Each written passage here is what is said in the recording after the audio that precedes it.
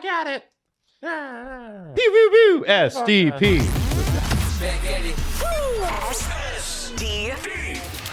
SDP, the Steve Dangle Podcast, with your hosts, Steve Dangle, Adam Wilde, and Jesse Blake. Steve just kicked the Oilers off his desk. There you go, and you give the cup Oh, that's to nice. the navy blue Panthers. That cup, by the way, came from one of the packages of. Is it Jack Eichel holding the cup, or I think I took it out of... more Mark Stone? I took it out of Mark Stone. Yeah, yeah, it's not yours Mark anymore. Stone is cupless in the in the little toys that we have. Because Red Dead Redemption is complete for the Florida Panthers. That, by the way, is from our good friends who give us these. We love them. McFarlane. That's right, McFarlane Toys. Sorry, Jack Eichel, we've taken the cup away from you. Mark Stone. I just said Mark. Oh, it's Mark Stone. Sorry, not Jack Eichel. Sorry, Jonathan Marchessault. So, guys, listen. Jesse, Sorry, Marc-Andre Fleury. Hey, Jesse, can you do me a favor? Yes. I sent you something. Did you guys see the big event last night? The Ullmark trade? No. Did you guys see the big event? last Big The event. Calder Cup. No. Although congratulations to the Hershey Bears. Alex Meruelo friggin' off? No, not even that. The big event. I did see Did you see the big event? Did Justin Timberlake get pulled over again? No, Adam, no. what are you getting Not at? even the I don't know. 200,000 people that tuned into your stream last night. That was not the big event. And no, it wasn't Game 7 of the Stanley Cup Final. It was this. The Anaheim Ducks When does it start? N64 Mario Kart stream. That happened last night during the game. No way. Yeah, Wait. they ran a pretty funny bit. I thought it was funny, and about 10,000 people tuned in too. So I didn't- love that. I didn't know who the guys were. I don't know them either. Oh no! So are they prospects? I think I don't didn't know. pay too much. I didn't pay too attention, much as you can attention to tell. it either. I just saw Owen the- Zellweger. I yeah. saw the tweet and I thought it was funny. yeah. I don't know who Armando is, but he looks like he means friggin' business. Look at that guy. That's fun. I just thought that was hilarious. That's absolutely fantastic. Isn't that great? No, good for them. That's good stuff. That was, you know what? A very funny little troll job. I like that. Good for you. Have fun with it. I will say this: the host did a good job too. Oh yeah, the Ducks have been in the news a lot lately because their new logos leaked like 200 times in like 800 different ways. Yeah. I don't know if you guys have been paying attention. Oh, to yeah. that, but like they're updating their app. It's been in the arena. People are changing signs, and they keep delaying this announcement. But we've all seen it by now. No. because they just keep leaking. They should Pierre-Luc Dubois it and just release like when there's a player move that just Trade it shows to up the in Caps? a They've already done GIF on that. Twitter. Oh, they've done that. Like it's already been out there. What do you think's holding it up? Is it that they couldn't get the jerseys printed on Fabric. time? I don't know. Oh, I don't know. Maybe Weird. that they thought. I think the teases heated up as it looked like the Cup final was going to wrap up quick, Right. and then the Oilers screwed it all up Oh yeah. by Yeah. winning all those damn games. That's fair. That's fair. That's fair. Now, last night, if you were watching in Canada, you could have been watching in the United States. You could have seen Steve's stream, which was great. Again, 200,000 views, which is pretty spectacular. Thank you all for tuning in. Big shout out to Cassie and the Cassie clan, Absolutely. Cassie gang, dropping all those subscriptions. We love you, Cassie. We appreciate you. Thank you. And everybody else who did it too. It was huge. And those streams all three of us had the pleasure of doing those streams this playoff. And boy, they're a lot of fun. Oh, they're awesome. They're spectacular, and it was great subject matter. It's nice when the games don't suck. Yeah. It was a great playoff this year. And the story doesn't suck. No, it was a fantastic playoff. I didn't really do a boring game. No, I did. Nashville, Vancouver. Yeah, well, you did for sure. Whole series. I lucked out in that regard, but no, it's brilliant subject matter, brilliant hockey, and I'm glad it was decided by one goal. Now, a lot of people were wondering, and people that haven't seen the streams lately, why when I'm watching Steve's side stream can I not see the game? Well, we don't own the rights to the footage. Because we're not a billion-dollar monopoly. But I'll tell you who is. Biopoly. I'll tell you who is. ESPN. Yes. They're big. Now, last night, Jesse, did you see the clip I sent you? I did see this. Okay. Yeah. Now, we I've have to seen it go around freeze frame our way through this. But last night, they had a whole setup with Gary Bettman and Sasha Barkov. Here we go. Sasha Barkov, Gary Bettman. Now, let's fast forward just a little bit here because we want to see what happens. There's Barkov. He skates off with the cup, and they miss him. Mhm. And then they get him on the other side from a different angle, and he's already lifted the cup. Oh, So they no. So ESPN missed Barkov's cup lift Oh, last no. night because he skated off too quickly. Oh, no. Yeah. And he was supposed to stay with Gary and lift the cup. He makes a beeline to the left side of the screen. The cameraman loses him. Yeah. Yeah. So the first Look at him run! the first no. Stanley Cup raising that Barkov does wasn't shown on ESPN, and they get the second one. So right now, off screen, he's raising the cup for the first time, and the camera's pointed at Baptist Health Zamboni entrance. They got to be thrilled So- about that, Baptist Health. Yeah. Sportsnet, to their credit, did get it. Yes, of course. They had a different camera. It's like they've done this before. Yeah. Yeah, man, you got one job when it comes to the cup. Well, and I think they wanted him to do it in front of in front of Gary, and they want Gary and the logo and whatever. No. But a player is going to be like, yeah, okay. they're going to carry it to their teammates. The cameraman clearly thought he was going to come straight and then raise the cup there and he could get it in frame, but none of that happened. I think one of the greatest cup raising moments I can remember. Ben Smith with the Marlies. Ben Smith with the 2018. Marlies, yes. No, Joe No. Sakic with the Avalanche in 1996, when he raised the cup and the team was a couple feet to the left and he said, "Come on, boys." And they all jumped in around him. That's not even the Joe Sakic moment I thought you were going to bring up. What's the other one? Him and Raymond Bork. That was great. After 22 years. Joe Sakic, man. Every time he raises it, he does something special. But I think they need to go back to that angle. Whatever angle they had or that camera that year, they did it right that year. Because what annoys me about basketball and football and the way they award the trophies, they give it to the owner. And I think the NHL does that right. But the NHL is such a team sport that if you want the Panthers thing with the fireworks in the background, you better let the team get in there. Otherwise, the player's just going to skate off. Luongo was like the 30th guy to touch the cup last night, maybe even further back. Wow, really?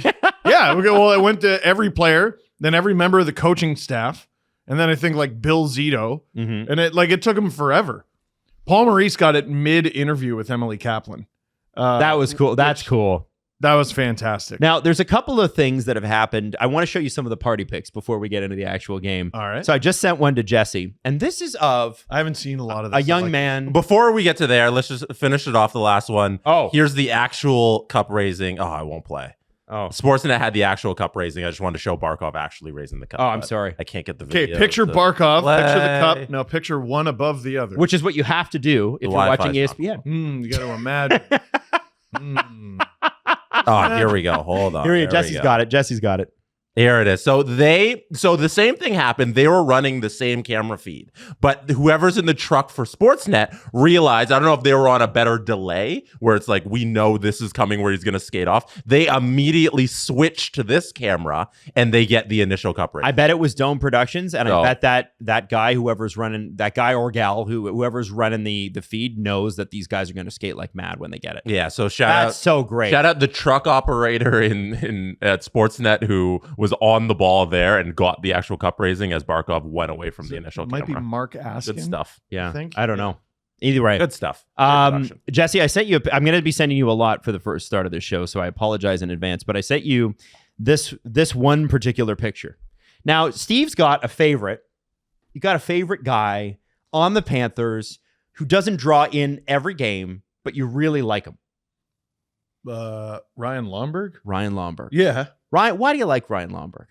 Because he is in the NHL because he tries so damn hard. He does. He's like Nathan McKinnon in that he skates like he hates the ice, but with none of the talent. You know what I mean? And I don't say that as like disrespect. Right. It's just sometimes, very often, he'll have a shift or two per game where he'll do something with the puck and you go, Ryan Lomberg? Because he just wants it more than you. Yeah. That's it. Well, he wanted the cup more than you. He also wants it in the gym more than you. Check this out.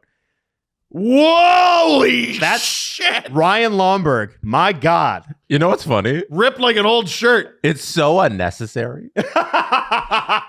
There's no reason for you to have those muscles to play hockey that well. The Like, biceps? you can be a great NHL player and not look like that. Yeah, That's how you know he's committed to the bulk Damn. Well, true. I You're mean, right, Jess. he's also holding a Stanley Cup. Look at the right now. vein It's popping out, though, 35 Steve. pounds. Come on. I know. If you're listening to this, Ryan Lomberg, search it up. He is pouring, I think, for Carter Verhaeghe.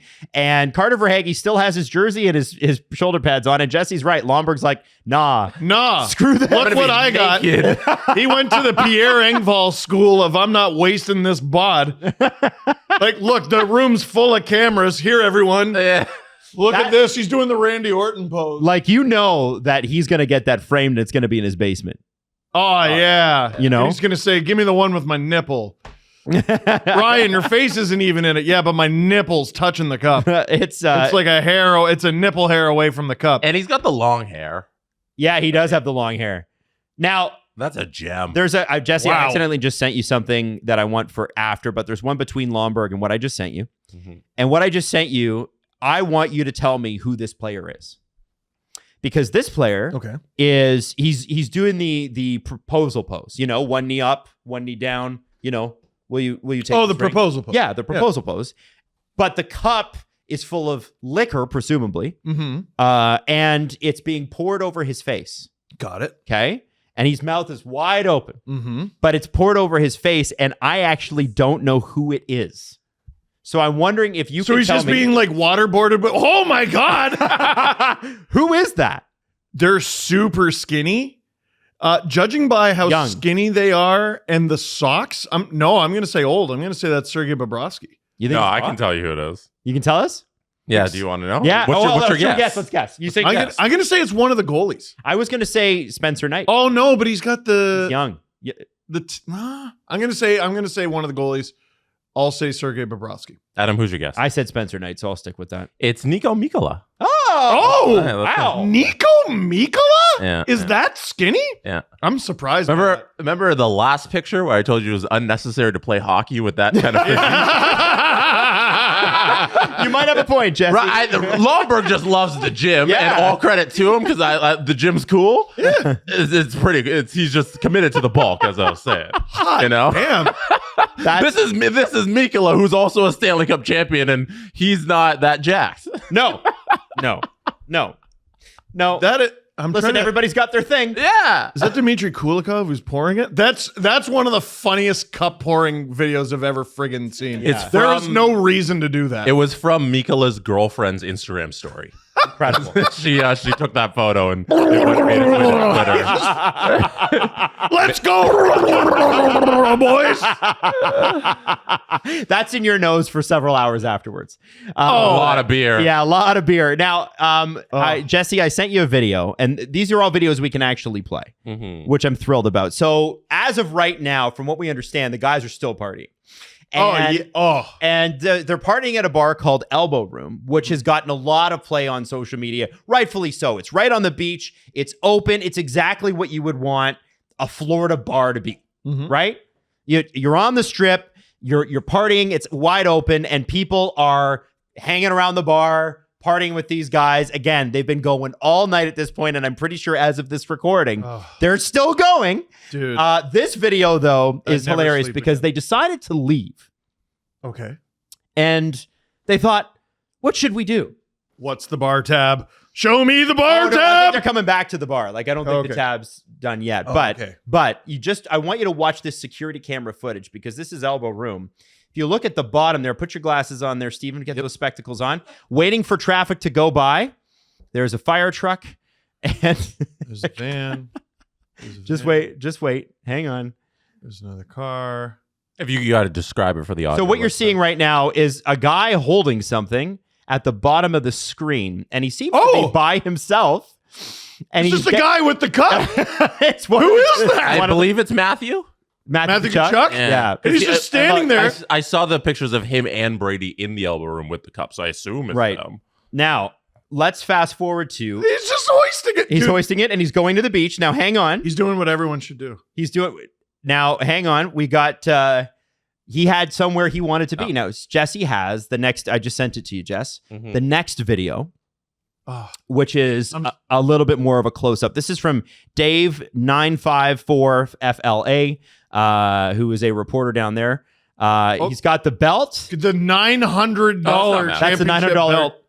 belt. And then there's Tkachuk, and there he goes. Running into the ocean. Hey! When the cup floats. Was that Matthew? Yeah. That's Matthew Tkachuk. Okay. Yeah. And there's I a thought dude it with a wasn't, Tkachuk jersey following him into the ocean. Yeah. Oh, yeah, there he is. Yeah. What just fell? Is that his goggles or his hat? He's never going to see that again. That's gone. That's fun. Now, Paul Maurice. Also, so he's holding the Sunglasses. Florida Panthers Championship WWE belt that we mentioned. Was it on a VIP or a regular episode? I forget. But Justin Fisher last night sent it to us because now it's on sale for the public. It costs $888. American. I think. American on the Fanatics shop. Are you kidding me? Why? It's like 1,200 Canadian or something. What? Like that. If the Leafs won it, I'm sure people would buy it, but like, I don't know how many. You priced out That's a like lot. most of the world. Unless it's like, like there should be like one that's made from like legitimate gold, and then the other one that's like the cheap knockoff version that you have in your house. I'm the one that's $800 looks like the cheap knockoff version. You could It get should a be good like car. $200. You could get like a really shitty used car. It should be Or like the championship $200. belt. The NHL should be like, you should end the league for charging that much money for this. Yeah, that's crazy. And Fanatics, fold I it. should say. Fold Fanatics Well, for charging $800 for that stupid bill. $900. Jesse, How well we you're got to mad. watch is that It's 3 on 3 league. It's ridiculous. No way that belt's worth $900. No, it was made for $20. You're right, You know Jesse. It's priceless. Oh, stop. What? Although, you know what, Jesse? We say this, and then Steve would probably go out and buy it if the Leafs won. I'd go into financial Now, peril. Ban if the Leafs won Fanatics. this stuff. That's all I want to say. Paul Ban Maurice famously said last night on the broadcast, at least in the Canadian broadcast, that he The saw F word 800 times. that, but also he saw Sam Bennett smile for the first time in 2 years. Yep. And Sam Bennett is still smiling, and I can prove it to you. Hmm. Do you want to see this video from Dave 954FLA? Who's Dave 94? This guy's the star. Yeah, well, he's a reporter. And, Oh, well, there you go. and so this is a fan that wanted to drink out of the cup, and Matthew Tkachuk and Sam Bennett said, "Let us help you with that." Except he's a floor down. What? Here you go, right over the bar at Elbow Room. Did Bennett already shave? Oh! He dropped it so far. That rules. That rules hard. Oh, yeah. Let's oh, take a yeah. little look bud. at this. Isn't this great? Okay. 2 floors down. They're pouring it. He's wearing the belt, friggin' living his best life. And he gets a big old mouthful of it. They poured it dead accurate. He's Yeah. the only one who got beer on him. Yeah. That was fantastic. Good job from them. Boy. That's the best shot they've taken these playoffs. Yeah, Steve, is that Sam Bennett? I'm not sure. Well, the reporter says it's Sam Bennett. So yeah, did he literally shave on the ice? He must like have. he must have shaved like. It looks like he's only partially shaved there. Is he partially shaved? No, I think pretty he must have shaved. taken an electric razor and just. Yeah. Is that what Sam Well, Bennett yeah, does? because he looked Yeah. like a friggin' colonial like that's him, corporal. like 2 days ago. He's got a fucking playoff beer. Yeah, no, he must. Oh, that have is shaved. Sam Bennett. Yeah, That's yeah, definitely it's, Sam Bennett. It's definitely Sam Bennett. Wow, It's he just shaved it. he shaved in like an hour. Adam didn't recognize him. He didn't choke slam anyone, but yeah, there he is. Yeah. There he is with the No, Stanley Sam Cup. Bennett hated that playoff beer. I Yeah, guess so. he got rid of it. I liked it though. I thought it looked When's good. our on next I Manscaped did. ad? It's not this week. Okay, you Yeah. guys could shave my playoff beer, but Can we? If we don't have one, and then we Well, you know what? Let me put in a request. Maybe we All can right. get a Manscaped. I'll ad bring going. in the 5. I would love to do that. Can we do that on the draft? We did Steve's last. We did. It was gross. when the Leafs got eliminated. It was disgusting. By the Panthers. Yes. Jesse, your playoff beer does look very good though. Let's have a look at it. Yeah, we'll get rid of it. It looks good. in the next. You week or really so. pull a beard off well. Thank jealous. you. It's very good. Appreciate that. So wait, this is for the playoffs? Yeah, I just kind of kept it going for the playoffs. Yeah. Well, there you go. So I'm just going to run through a bunch of stuff. Okay. Because the game obviously was about as close as you can get. Even the deserve to win a meter was like, it's about 50-50. Oh, really? Most of the time anyway, through the first 2 periods. I didn't check it after the third. Who cares? No. Like really, who cares? Now, I will say this. The team that won the second period won the game. Yeah. And people are tripping me about that, but it's true. Here's how the Florida Panthers built their Stanley Cup winning defense. Oh, now it's Oilers deserve to win a meter.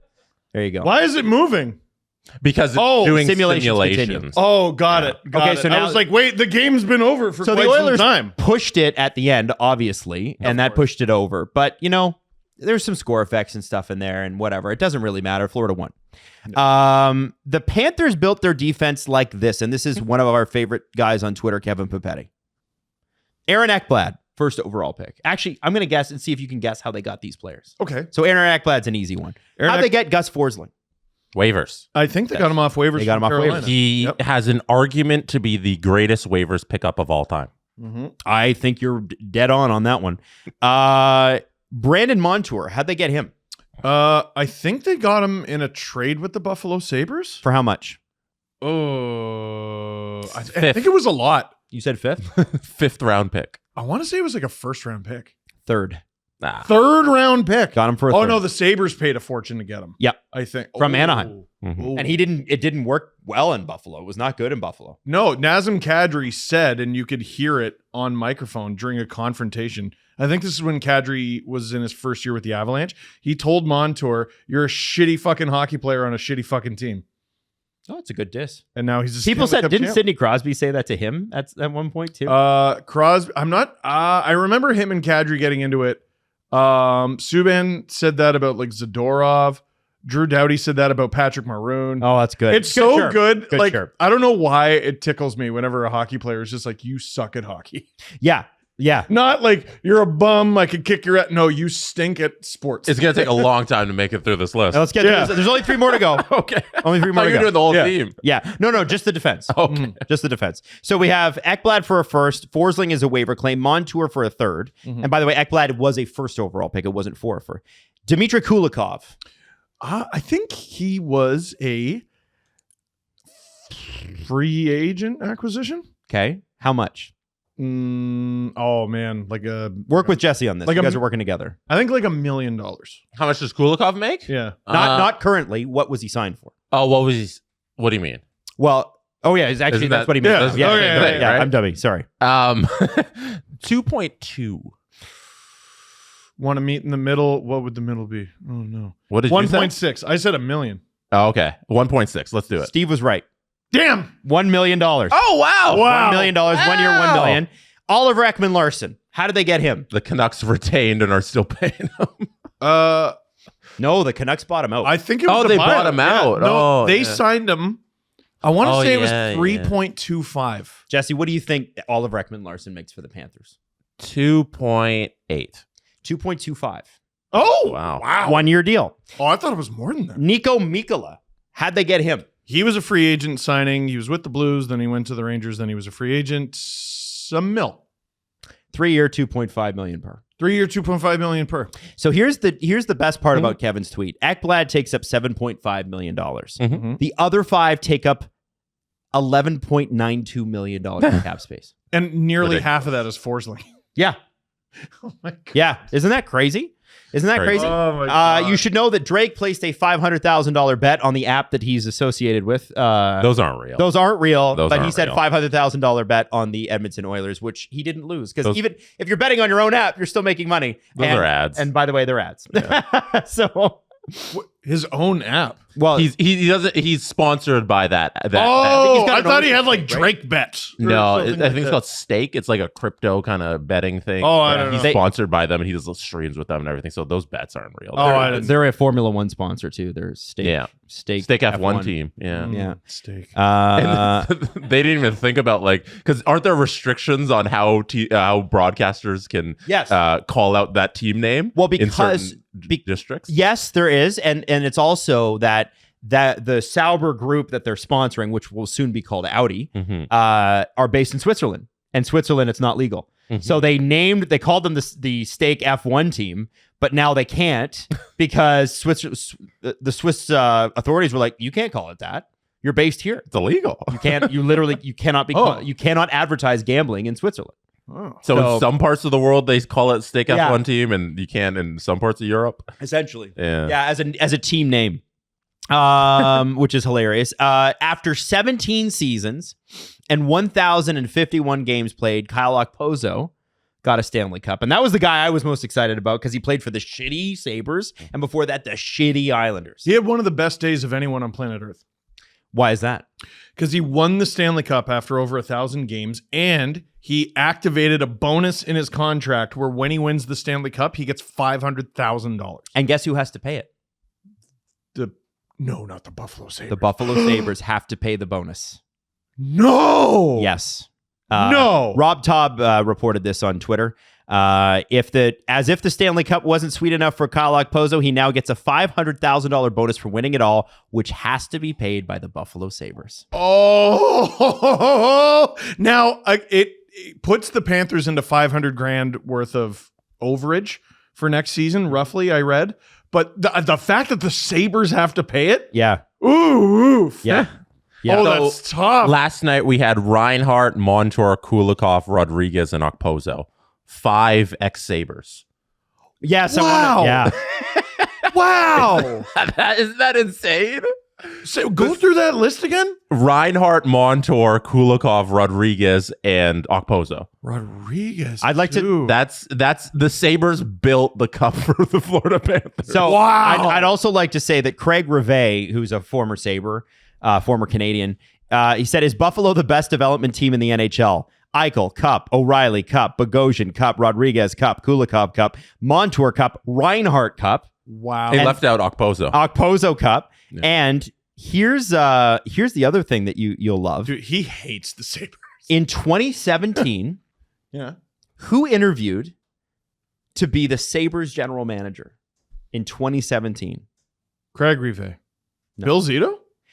Blue Jackets AGM Bill Zito. Wow.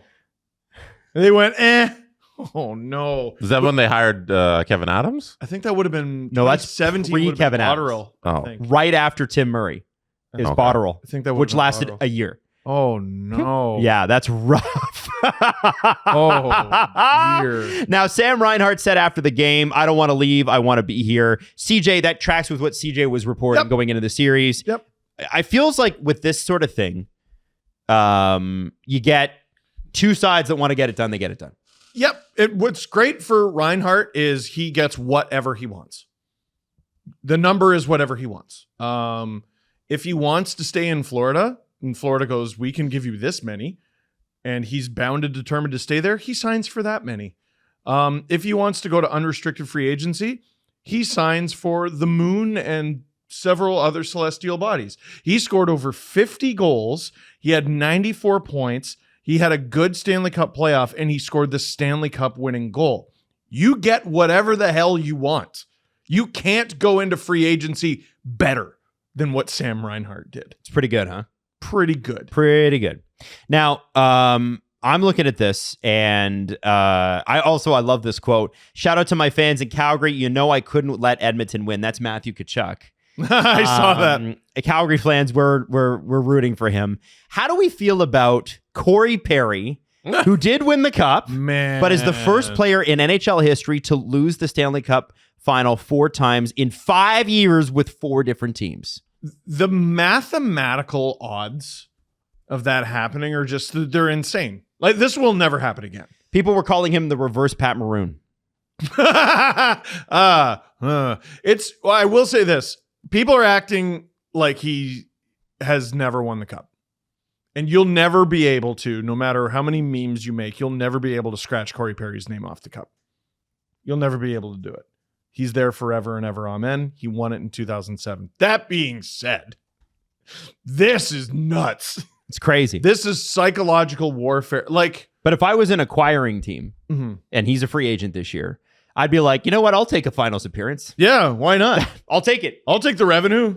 For Sounds sure. Listen, I would take the Leafs in the second round. good. I would take the Leafs in the... Can you imagine what we would do with the Leafs in the third round? Profit? Well, not only that, I would just be on fire every day thinking I about know. the game. Like I I would know. just every day. I'll take it, man. Dude. I don't know. I can't make fun of a guy for making the Stanley Cup final and just happening to lose. 4 different teams. I don't know. It's kind of funny. It's pretty funny. It's funny that it's him. It's funny that it's... Pretty funny.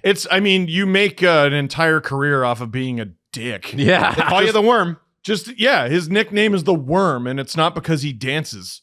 It's because he's a complete hunk of shit when he takes the ice. Off the ice, yeah, I'm sure he kisses babies and donates to hospitals, whatever. The moment you put a hockey stick on his hand and put him on an ice surface, he's a hunk of garbage. And that's why people are cheering against him. And Corey Perry, he'll one day be a Hall of Famer, I assume. I would assume. Easily. Steve Dangle's favorite line is, "It's not the Hall of Fame of really good guys."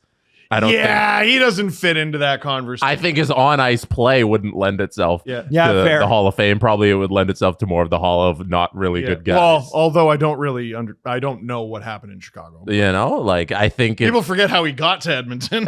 it's kind of funny that he lost. It's 4 different teams. It's unbelievable. 4 different teams. The most career Stanley Cup playoff Game 7 goals by an active NHL player last night.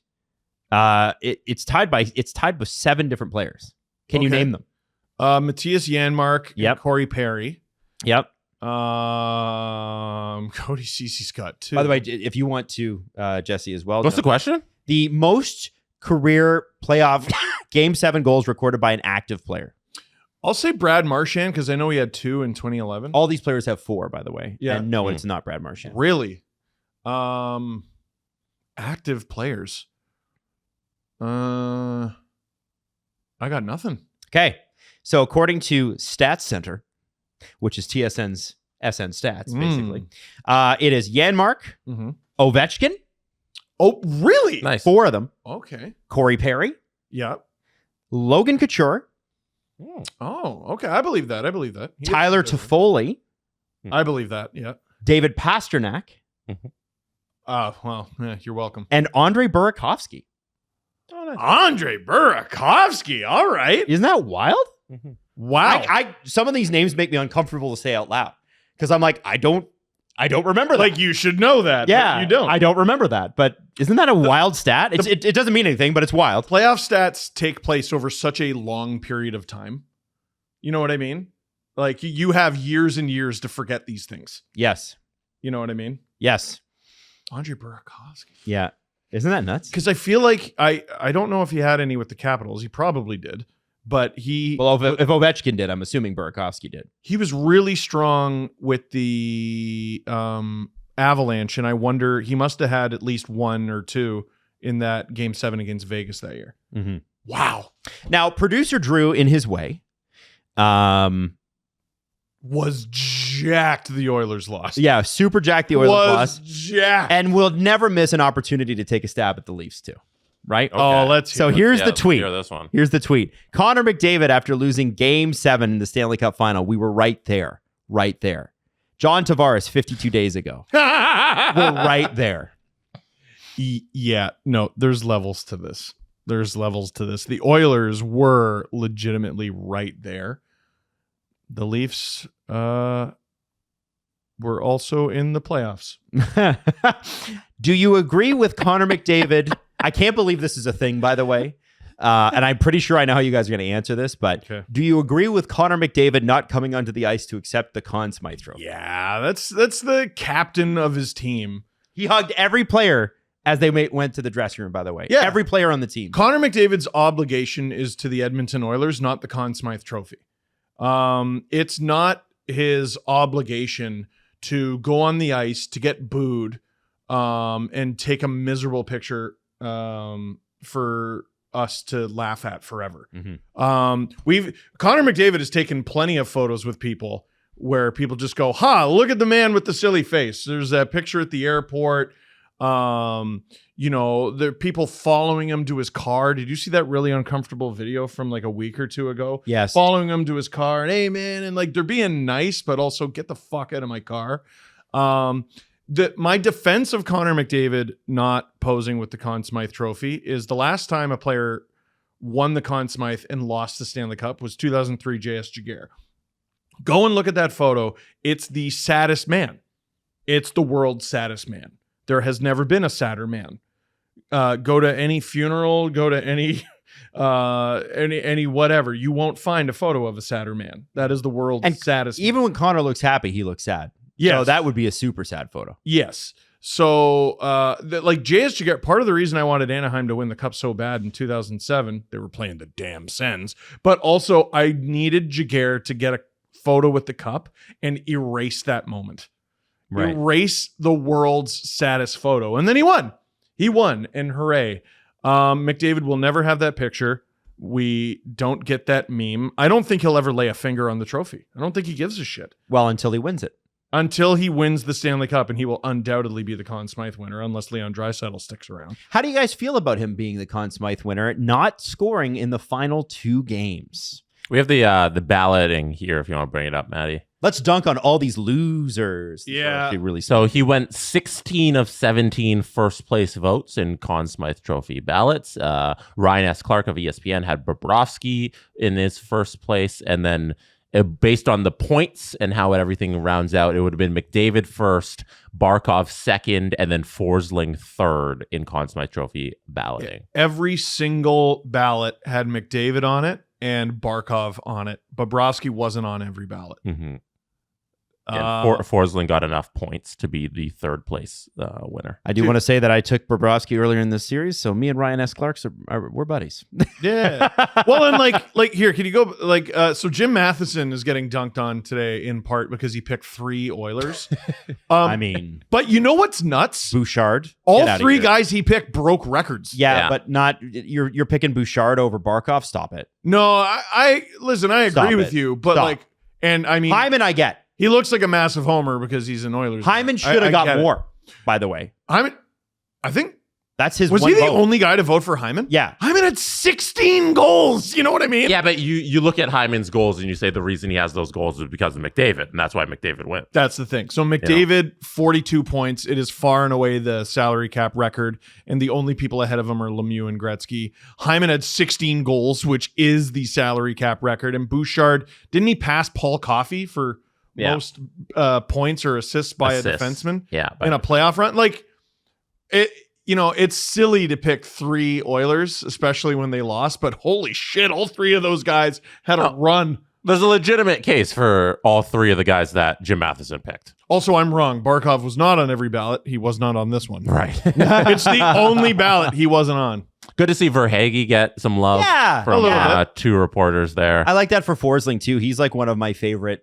It's like weird. You have like weird favorites. I love him. Yeah. A couple ballots with Skinner, and I gotta say, I kind of don't hate that. Skinner's incredible. Skinner's record, if you look at it in games after the Oilers lost, it's some of the best goaltending you'll ever see. He hadn't lost a game between games 4 and 7 in the playoffs until last night. Yeah, it was first loss. Man, there's I was asked on the stream, like, what's your Cup final prediction for next year? Which is hilarious to answer in the moment. And I was like, I don't know, these 2. I just answered it in the moment because I could easily see the Oilers being back. Yep. A lot of these players on both teams are free agents, and they're significant ones. One of the ones that I think we need to talk about first and foremost, and there were some signings and stuff we'll have to get to today. Cam Robinson also is joining us from Elite Prospects a little later in the show. But Leon Draisaitl is the one that keeps coming up on the CJ show. Mm-hmm. And he's not saying that there's a trade. He's not saying there's anything happening. We know there's one more year, blah, blah, blah. But there is a decision to be made because he does have one more year. It's incredible cap hit. $8.5 million. And, dude, it's ridiculous. And while he didn't have the best series, didn't score in the Stanley Cup final. I assume his injuries are heinous. I'm sure they are too. Absolutely. Yeah, the guy's a playoff performer. Nobody's questioning that. If you are, then you're not paying attention. No. And he missed a couple of ones last night. That So the first thing that Edmonton really has to think about is, can we re-sign Leon Draisaitl? Does he want to stay? And how long are we willing to wait for that decision? Oh, boy. So, wait, he's got 1 year left? 1 year left. See, oh, man. Like, and the draft is right around the corner. Like, you got 5 seconds to make these decisions. And be sad. That's it. And be sad. Like it's, I mean, some of the most fascinating off seasons are the 2 teams that we just watched because the turnaround is so ridiculous. Like, I think neither team is going to be terribly interested in doing too much because you don't want to make an emotional decision. The Oilers, how do you plan for the future? How do you plan for the future without having an answer there? Oh, man. So that's That interesting. might have been his last game as an Oiler. Might have been. Very small chance. It's possible. It is absolutely possible. Possible. I doubt it. I highly doubt it. Yeah. But people... You would be wrong to say that it's a foregone conclusion that he's an Oiler next, Greater than 0%. which is wild. Greater than 0%. Like, what do we put it at? Greater than 5? It's there. The possibility is there. What on earth? Like, what would be enough for Leon Draisaitl? Yeah, and I think that he's going to go for, and he should go for as much money as Leon. It wouldn't surprise me if Leon Draisaitl, for a short amount of time, becomes the highest paid player in the NHL. Because McDavid is up the next year. Yeah, Matthews makes 13.25. So you think he gets more than 13.25? Don't you think he's worth it? On the open market? Shit, yeah. I think he's worth it to Edmonton. Ooh. Because you're talking about a guy that regularly is your leading scorer in the playoffs when it matters. Man, and because I was going to say, like, what do you want? You want money or you want to win? I mean, that guy left millions of dollars on the table, even though 8.5 was a generous, people forget, it was a very generous deal for him at the time. And I was like, holy shit. Like, We all did. This We all dude's thought. barely been in the league. You gave him 8.5. But he should have been making double digits the whole time. Oh, you're a goal away, dude. Jesse, You're a goal away.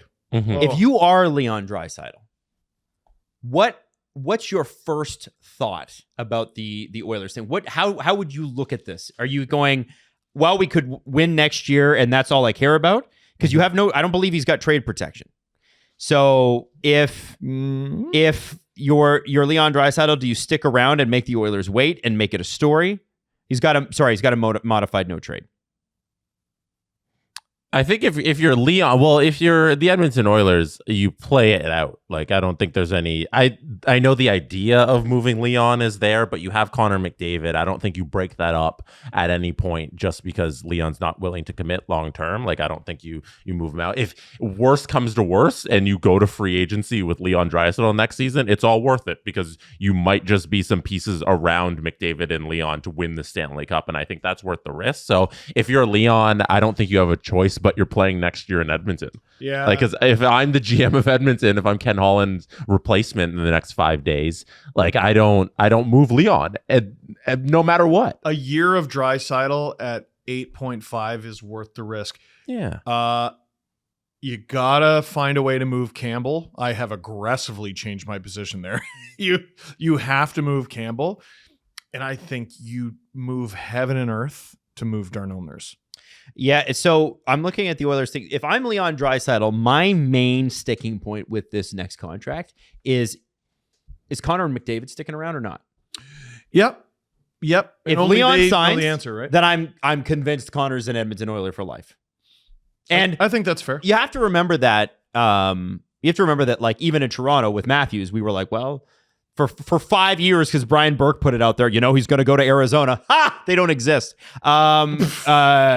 No, I'm sorry, but that was Brian Burke playing mental warfare, and I appreciate it because that quote stuck for years. Absolutely. But he was never going to Arizona. It was never going to happen. Mm-hmm. But it is still something that anxiety creeps in. Like, Yeah. okay, does Connor want to do something else? Does he want to live somewhere else? Does he think it could be better somewhere else? Mm-hmm. And if I'm Leon Draisaitl, I'm talking to Connor McDavid and Connor McDavid only this summer. He's the general manager. Are you staying?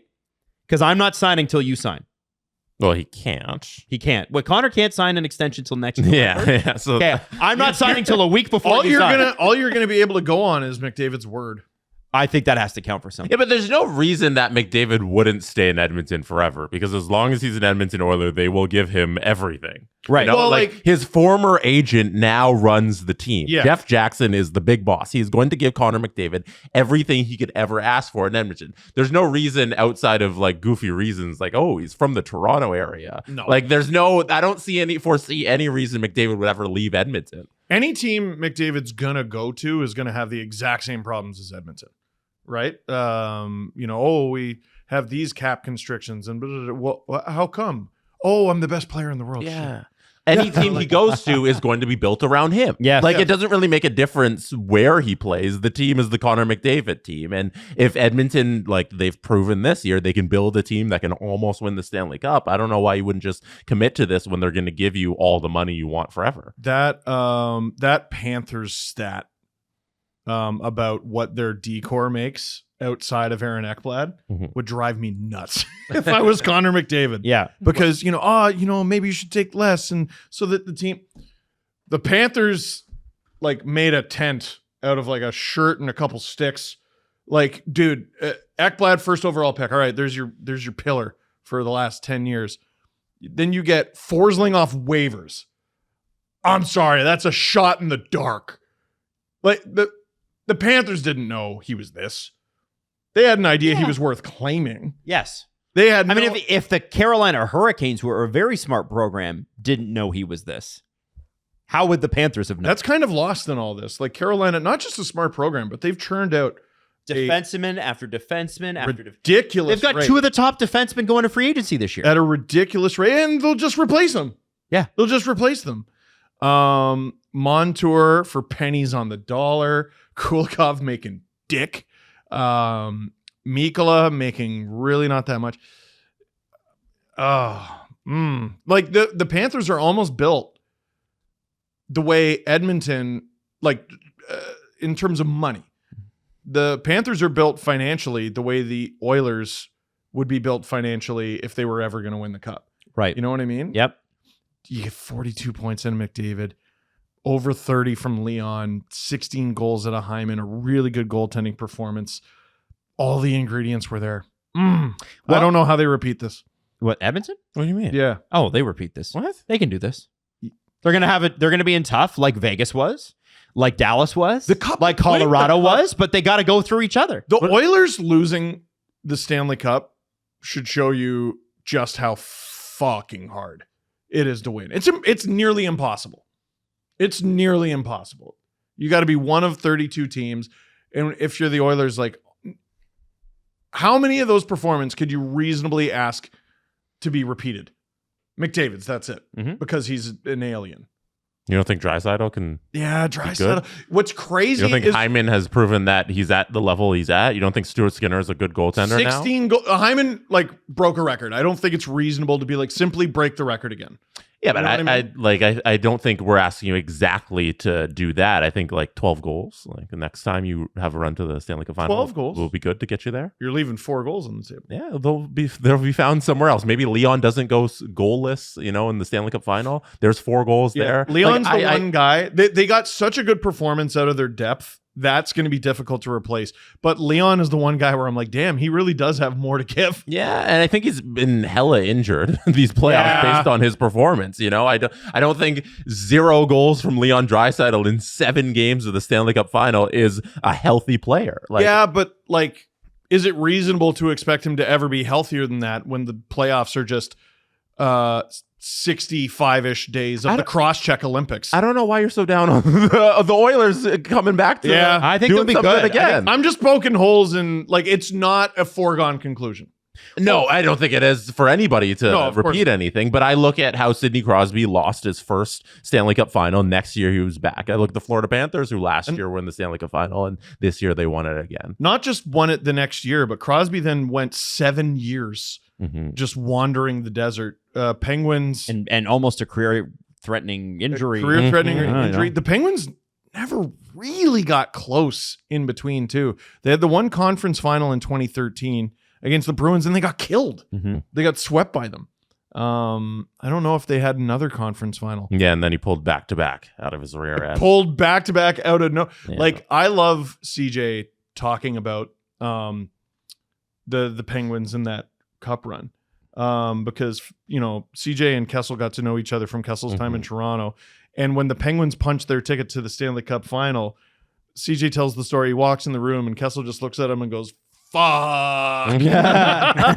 And then they go to the Cup final, and every single ESPN panelist, if I'm not mistaken, picked the Sharks. Yep. It's so hard. Yeah, it's hard. Of course it's hard. So hard. So, but I look at the Western Conference. If we're just talking Western Conference, I'm looking at the Oilers. I'm looking at the Avs. I'm looking at the Dallas Stars, and I'm looking at the Vegas Golden Knights. And I think a sleeper in there, if they can figure out how to score, is the Nashville Predators.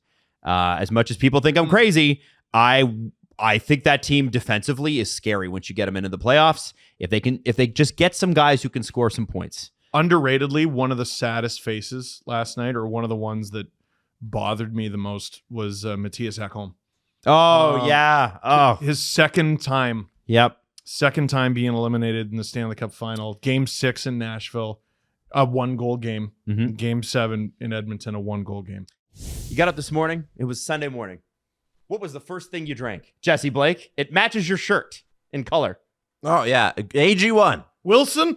No, AG1. You I drank a tennis ball. He drank tennis balls. Yeah. No, he drank that. And why, Jesse? Because of the prebiotics, the probiotics, the B vitamins, the magnesium, the folate, the vitamin C, which is... Me don't know what any of those words mean. Me just know that I get all my nutrients through AG1. I'm stupid. Like, I don't know what's going on. How far did you get in science in high school? As soon as you could drop science, I dropped it. I'm not good at science.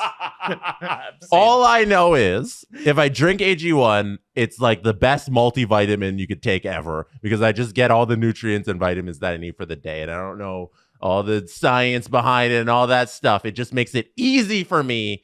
And that's why I take it. I like that. All right. So listen, AG1 has got a great deal for you. If you want to take control of your health, it starts with AG1, and you can get a free 1-year supply of vitamin D3K2 and 5 free AG1 travel packs. Jesse brought one in a few episodes ago. With your first purchase at drinkag1.com/STP. That's drinkag1.com/STP. Check it out. So let's move on past these two teams to the Boston Bruins. We didn't want to talk about the game at all? Like... No. Yeah, I feel like we're like, how about Bobrovsky saved the damn cup? Yeah. Bobrovsky and Forsling. Forsling stopped the best player in the world from scoring a tap-in. And immediately after, the greatest goal scorer in these playoffs was stopped because Luostarinen did the splits, but the puck actually went under Luostarinen, and Bobrovsky got it sprawling Hasek style with his glove. Just unbelievable. Leon Draisaitl, like I said, missing the net from the spot where he always scores from. Really, yeah, Leon Draisaitl missing the net, hitting the side of the net. Underratedly, Dylan Holloway ties that game if he simply, instead of cross-checking Dmitry Kulikov, plays the puck. It's right there, Dylan. Mm-hmm. It's right there. And for the rest of your life, unless you end up winning one, it's always going to be right there, right where you left it. Oh, Jesus. Haunting. Here's the save Bobrovsky made. There's a still on it. That's crazy. Unbelievable that he was able to find that puck just through sheer luck and will. McDavid gets stopped. Hyman's right there. Look who's coming up the rear. That's Leon Draisaitl. Mm-hmm. Those are the 3 horsemen of the Edmonton Oilers apocalypse, and the Panthers kept it out of their net. It's a miracle. Mm-hmm. It's a miracle. It's a miracle that the Oilers didn't pull off a miracle. Like, I don't think we've really talked about the greatest comeback ever told in the history of hockey. But it's not. Fell short. No, and now it's just another. Lost in the desert, lost in the sands of time.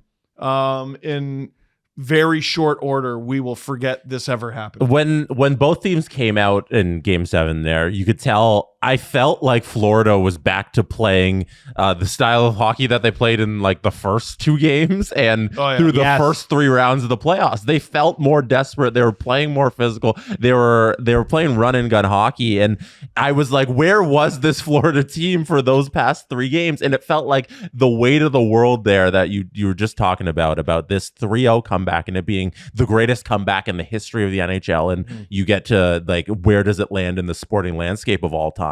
And it felt like Florida was like, we're not going to be that team. And they came out desperate. And the way they held on to the lead was very impressive for the final part of the game when they were up 2-1. I thought Paul Maurice offered some insight. There was an interview he did. It wasn't on the ice. It was afterward. I think it was with ESPN. And Panthers go up 2-1. Reinhart scores that goal. And the whole bench goes ballistic. And they're all standing up. And Paul Maurice said during the interview, I don't know if he actually said this on the bench. It would have been really funny if he did. He goes, boys, there's 5 minutes left in the second period. You can't stand for the rest of the game. Like, we have a job to do here. I think That's what a good coach does. Mm-hmm. I think adrenaline worked against the Panthers for 3 games there. Well, I think even the Janmark goal is proof positive of that a little bit. Yeah. Oh, yeah. Did you see how many times they ran a little package in the broadcast? The amount of times the Edmonton Oilers tried the little spring play, and it worked with Cody Ceci when he got him. The Game 7 Grim Reaper. Oh, unbelievable. 4 points in 4 games. 2 goals, 2 assists. Prime 2017 Erik Karlsson springing him for that one. Like, that's unbelievable. And it wasn't just that instance where they tried this breakout pass, because they knew we can catch the Panthers sitting around. We can catch them exactly what Paul Murray said that you described. They're standing there. And if we just send it out, if we use our speed, because Edmonton's a really fast team, when we get the puck in our zone, the defensemen aren't going to hold on to it. We're going to get the forwards down the ice, and it worked. And to the Panthers' credit, by the end of the game, they kept up and they were able to shut things down. But I was worried for them, because Edmonton looked dangerous early on in the end of the first there. I can't believe they didn't get a deflection. Like the Panther, just the sheer amount of body blows they must have taken from just all those block shots. So much stuff to the outside. When Edmonton had the puck in the zone, the Panthers were able to keep him to the outside, which was just like credit to their defense, because that's how they've been playing all playoffs. And just clogging that middle and them just blocking every single shot was incredible to see. And what did you guys think of the penalty calls? Because we did our bets. We were so ready close. to be right. I was so ready to be right. We did our bets on what penalties would be called last game. And Adam, I believe you said Warren Fogle. You were like, Warren Fogle or some other useless Edmonton Oiler will get a penalty called on them, and Warren Fogle got the first penalty call of the game, which was hilarious. And I said it'll be Edmonton first, Florida in the second. And I was like, let's get through the third, boys. Yeah, and then you said nothing in the third, and then we got something in the third. And I was like, no. And then I was on 1 in the first, 2 in the second, 1 in the third. Yes. And I missed out on a double second. And Steve was on. I think I said 1 in the first, 1 in the second, and that's and then none as well. I was close too. You were close. But yeah, I was close we too. almost all nailed it. But the most controversial one was the Matthew Tkachuk tripping penalty, where he lost an edge and he bowled over the guy. I just feel like I've never seen that called before, where a player very clearly is out of commission. He's not looking at the player. I don't even know if he knows the player's there. Yeah. But I guess the argument is, well, what if he did it accidentally on purpose, and then it's a Panthers chance? Yeah. But here's what I think it was. It was the officials going, we gave Edmonton 1. Now we got to return the favor. It's game management. And then Bouchard was one that they have to call. Well, that's the thing. Yeah. I think they called it exactly how we predicted. 1 in the first, 1 in the second, and then it's got to be real obvious. And they ignored some shit too. But Bouchard just obvious. went, yeah. I thought Edmonton was going to get one in the third period, because it was such an egregious trip when Florida had one, and there was like an egregious trip. There was a really bad one. And the Florida fans are standing up going, and I'm like, I agree with them. Like I'd be mad too. McDavid got mauled. Yes. Mauled for like the whole final 5 minutes. Who was it? Was it Ekblad who grabbed his leg and was holding him up in the air? I took the Great. screenshot. Probably. We bring it up. Ekblad, it was great seeing them after the game. Like, those are just 2 warriors. Ekblad had so much of McDavid. Like, the Panthers forwards were so important to their... No way! Yeah, so one of the replays, Ekblad there literally picks up McDavid's leg and brings him around the side of the boards. There's no way to defend Connor McDavid without breaking the rules. Like, that's... I'm not being cheeky when I say that. There's no way to defend Connor McDavid clean. There's just no way to do it. Did you think this was one thing Drew was really on post game, and the Leafs suck? And I don't think he's entirely wrong at all. Chris Knobloch, and being a rookie head coach is you're a little nervous probably in that moment, more than Paul Maurice would be, who's not pulling the goalie. Who Paul Maurice is just still out there running bits with 2 minutes to go after he wins. He's just like, okay, what jokes can I get out there? Can I be angry? But Chris Knobloch on the other end, 3 minutes to go, stoppage in play, chooses not to pull the goalie, chooses to wait till a minute 30 left in the game. Was that a crucial error, not pulling the goalie earlier? He didn't choose to put Skinner with 90 seconds. That was all the Florida Panthers. And that was always the risk. Knobloch had an incredible playoff, an incredible Stanley Cup final. He messed that up. He messed that up big time. You got an icing, puck's down at the other end, 3.5. The problem is, was he waiting for a perfect moment? Yeah. I maybe it was personnel getting certain guys rest. I'm not sure, but the problem with not pulling the goalie in that moment is you might never get that opportunity again. Like Paul Maurice, that was another thing that he said after the game. They were talking about strategies. Like, yeah, ice the puck 75 times, which you run the risk of them doing that. Yep. The thing about hockey is the other team doesn't have to get possession. Like if it's not like a sport in basketball where you score and then the other team gets the ball. Yeah. In hockey, one team can take the puck and you may never get it back. So I thought, that was just an egregious error. And the other thing about just pulling it at 3:30 is the longer you go in this game, the more tired McDavid and Draisaitl and Hyman and Bouchard and all of your horses will be. Yeah, didn't come off the ice. The longer you wait, the more tired they're going to be when you go with that 6-on-5. So you need to pull it a little earlier so that they could be out there with just a little bit more energy, and he didn't do it, unfortunately. No. 3.5 is tough. Like, my guess is the plan was around 2.5. And that's a full minute ahead of schedule. And that net is open a long time. Because the empty net ends it, obviously. But yeah, you got, like, if there's not another opportunity, you can't just, like, cross your fingers and be like, okay, maybe within 2 minutes we get it. Like, it's game 7 here. Got to take the risk. So I felt bad for Knobloch in that situation because I think he messed up. Yeah. Is there anything else you guys want to touch on that happened in the game? Yeah, it was the former Sabres against the former Leafs, and the Sabres won. Not a surprise. It's crazy. Like, when you think about it, like, both teams had like 5 guys from each squad. Yeah. Bobrovsky bounce back game was good to see. Skinner was also awesome. Like we mentioned a little in Consummate, Skinner had a great series, a great game there. Both goalies, I think, showed up, and it was just a matter of inches. The Oilers had 15 wins. The Panthers had 16. The Maple Leafs have 16 playoff wins since 2020. Thanks, man. No, 2020. I thought that's not even that bad. Kiss my that's good. I thought you were gonna say like 2015 or something. No, that's not bad. Now run it back. That's if we count 2020 as the postseason, which I don't. So I would say 2019 because I don't think they made the playoffs. That's not too bad. That's more. That's literally more than I thought. That's so bad. All right, now. No, but okay, run down the list of teams who have 0. You're right. Buffalo. You're right. Buffalo. That's a bad. Yeah, you know what? Should we improve? No, because it could be worse. At least for yes. That seems to be the thought right now. Now there have been things, guys, that have broken over the course of this show, and I got to get to them here because we're going to run out of time. So we're going to have Cam on here. So let me run through this very quickly. John Cooper, no surprise, will be the head coach for Canada for the Four Nations Cup. The Exosphere for the draft announced today. That's the big sphere in owned by Rangers owner James Dolan. It did not give the NHL a deal, by the way, when they went in there to rent it, which is hilarious, by the way. James Dolan's a giant dickhole. Yeah, but you know what? If I were James, I'd be like, you know what, Gary? Kiss it. And what's interesting is that they announced today that some key moments will be broadcast on the Sphere. On the outside of it. I wonder if they get some old man NHL faces right in the navel.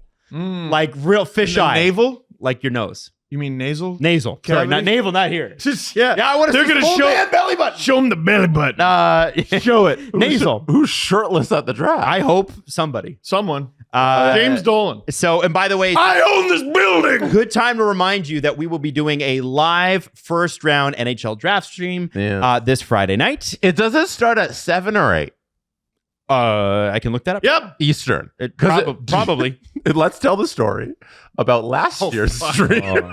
because I don't remember this. What I did you- missed the Bedard pick. we were down in Nashville and we were doing a live stream, and Steve was out by the arena getting streeters. With Justin and Drew. Yeah, you're talking with people being like, hey, what do you think of Bedard? What's he going to do next year? Blah, blah, blah, blah. And then you were coming back to our place where we were staying to do the live stream. And you were about 15 minutes late because all of us thought the draft started at 8 o'clock. Because that's when on the Eastern time zone it started. And we failed to realize that we were an hour difference in Nashville and it started at 7 local and 8 Eastern. We were shooting streeters outside of the building, and I was talking to people. I'm like, are people afraid of the camera? Or because they seem to be in a big rush to go inside.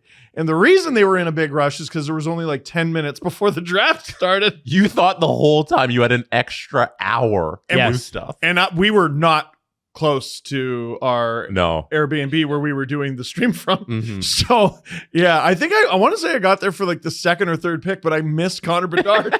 I missed You can go Connor back Bedard. and watch the live stream. It's available like on our channel. Just search it SDPN Draft 2023 and you see Steve come in at like pick 3 and it's hilarious. We were in such a tall Airbnb. I have to like run up like 6 flights of stairs. I'm sweating buckets from being in the hot Tennessee heat. And I'm like, all right, who got who? Did they take Bedard? Yeah.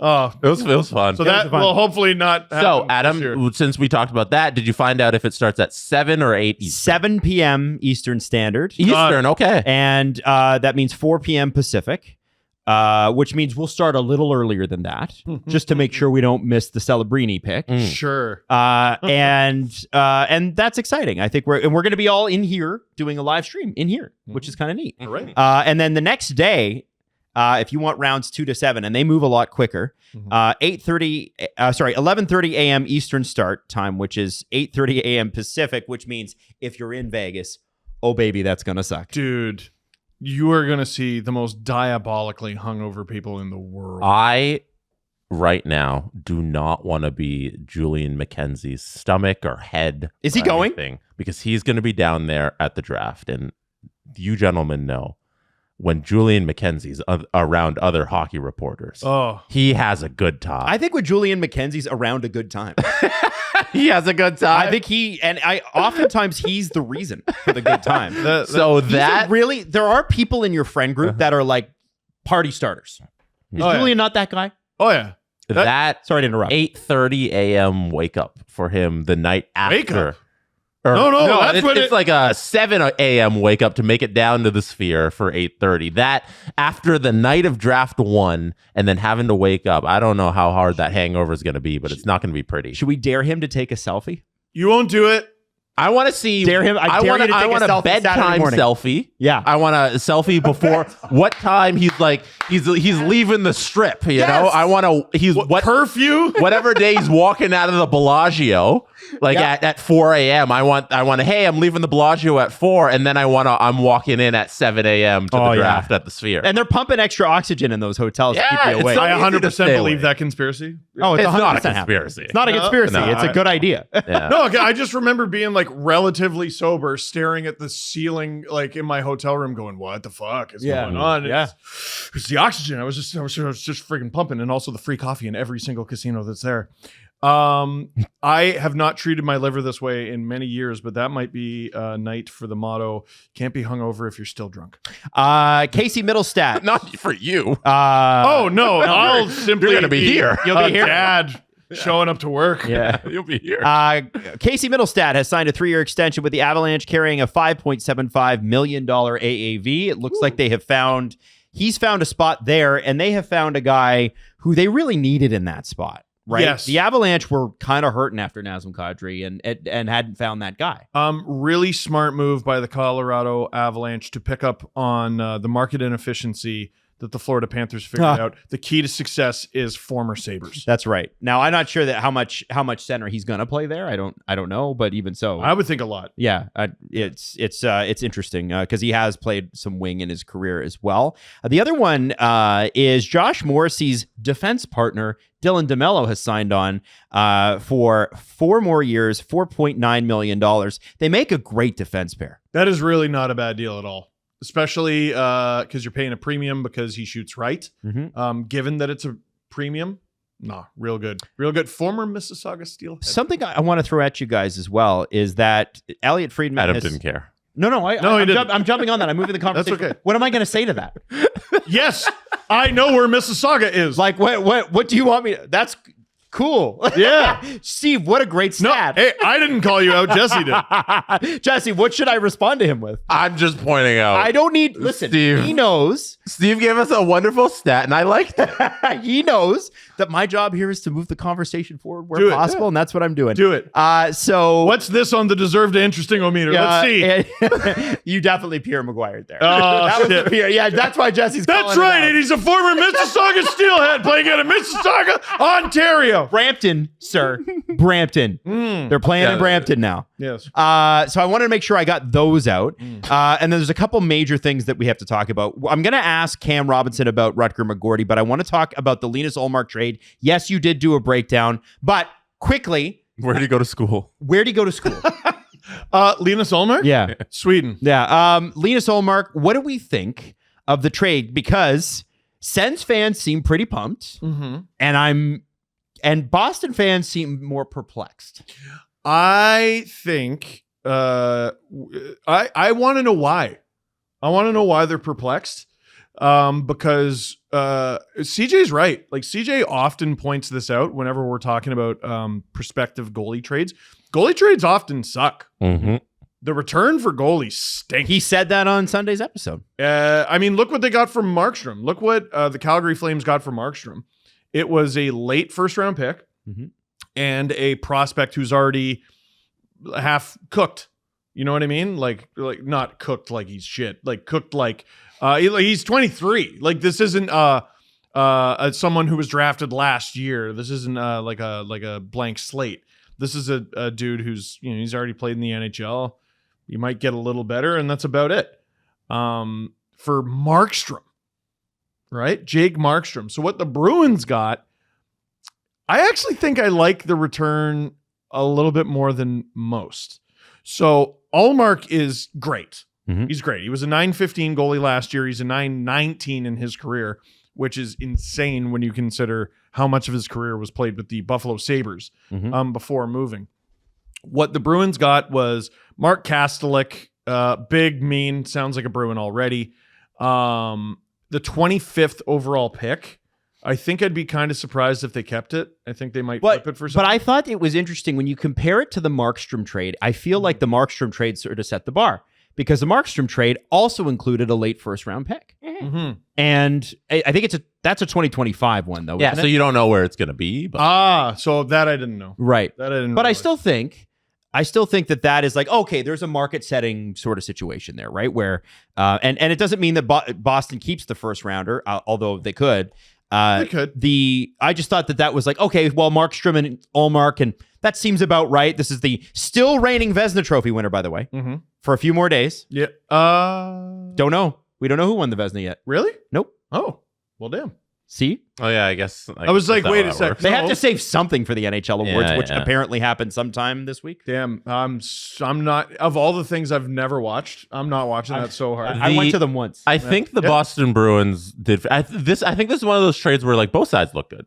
I feel like a lot of Boston Bruins fans are upset because they took on the Korpisalo deal and it's for a number of more years. It's not ending anytime soon, but it's $3 million for your backup goalie. That's what it's going to be. And then you get Swayman and Korpisalo, and you get to run with those because Swayman's going to need a new contract. But I feel like that's a great vet backup to have. You had Ullmark there the whole time, and they split time until Swayman eventually gets the job. But now you have somebody who can also split time with Swayman as if you want to do that again during the regular season. I think they came out fairly well. Plus that first round pick, you know where it's going to be. It's soon.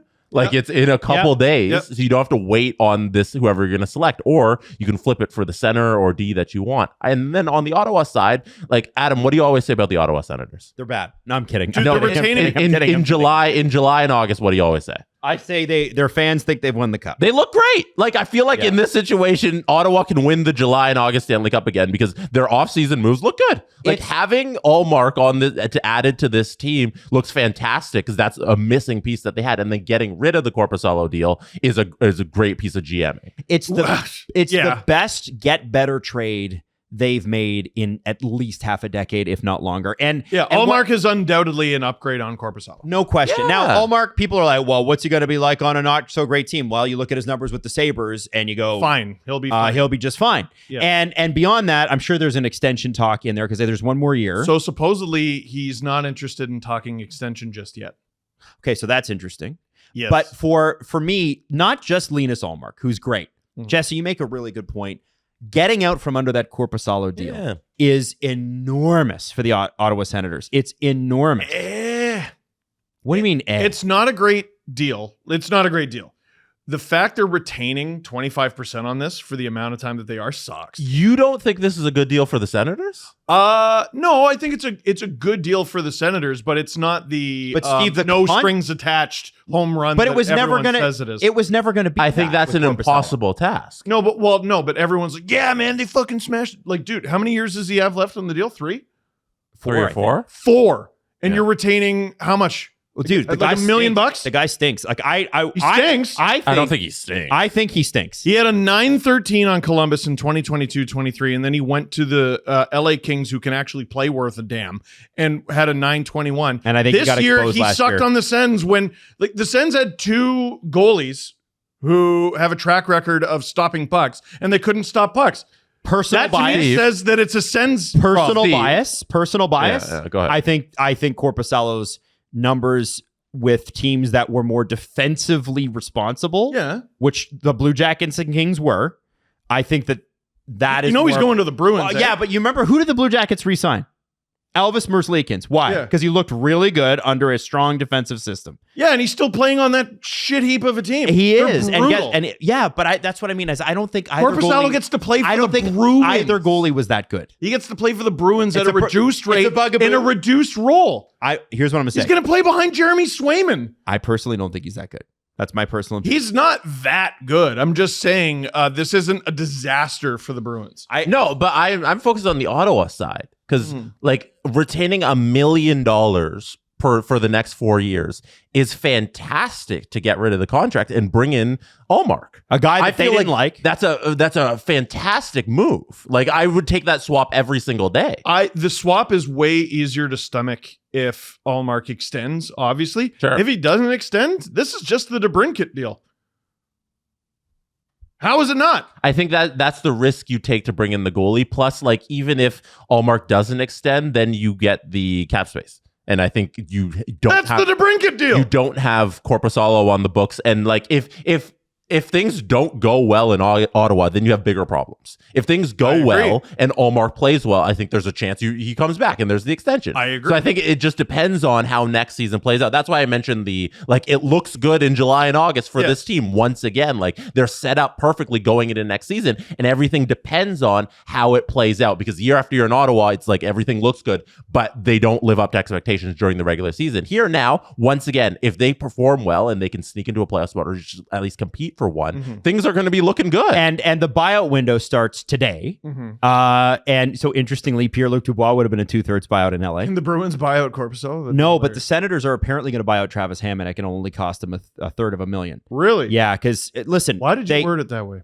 What, 333,000? Third of $1 million? Third of $1 million just sounded better. I don't know. Is that weird? It upset me. Was it weird? Okay. Why would they do that? Because he sucks. But he only has 1 year left, and they don't want him. He's not. Okay. So here's the deal with Travis Hamonic. Is this team, this owner wants to move on from these pieces now. The Pierre Dorion experiment, in a lot of ways, drafting-wise, did okay in Ottawa. They did okay. The trades and signings were a disaster. And this is another guy that from what I have heard, they don't want him in the dressing room anymore.